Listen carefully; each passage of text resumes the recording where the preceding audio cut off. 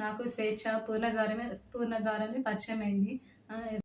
Relation ఉందని నాకు అసలు తెలీదు. ఈ రిలేషన్ గురించి కూడా నాకు తెలిసింది స్వేచ్ఛ ద్వారానే.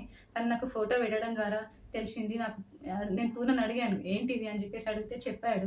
చెప్పినాక నాకు ఆయనకి గొడవలు స్టార్ట్ అయినాయి. అక్కడ నాకు ఇంకా తెలిసింది ఏందంటే అక్కడ కూడా తనతో గొడవలు ఉంటున్నాయి అని చెప్పేసి అంటే, ఇంకా నేను ఆయనని ఎందుకు ప్రెషరైజ్ చేయాలి అని చెప్పేసి నేను ఆయనను వదిలేసాను. చాలా నన్ను టార్చర్ పెట్టింది. ఈ విషయం తెలిసినాక కూడా నేను డిప్రెషన్‌లోకి వెళ్ళిపోతే నన్ను పూర్ణ కాశీకి తీసుకెళ్ళాడు. కానీ మైండ్ రిఫ్రెష్‌మెంట్ కోసం తీసుకెళ్తే అక్కడ కూడా ఫోన్ చేసి సతాయించింది. "ఎందుకు తీసుకెళ్తున్నావు? ఆమె ఎవరని చెప్పేసి నువ్వు తీసుకెళ్తున్నావని" సతాయించింది. ఆయన ఫోన్ లిఫ్ట్ చేయకపోతే నా ఫోన్‌కి చేసి సతాయించింది.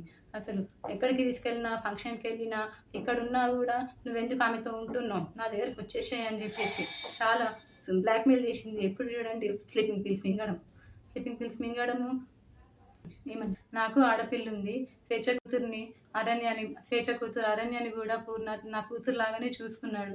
నాకు తెలియకుండా పిల్లలని ఆమె దగ్గరికి తీసుకొనెళ్ళి ఆడిపిస్తుంటే వచ్చేవాడు. తర్వాత నాకు నా పిల్లలు చెప్పారనమాట. "అమ్మ, ఒక అక్క దగ్గరికెళ్ళి ఆడుకుంటున్నాను. ఒక ఆంటీ ఉన్నది. ఒక ఆంటీ నన్ను అమ్మ అని పిలవమని చెప్పింది" అని చెప్పేసి నా కూతురు చెప్పింది. నా కూతురు చెప్తే నాకు తెలిసింది ఇంకా అప్పుడు.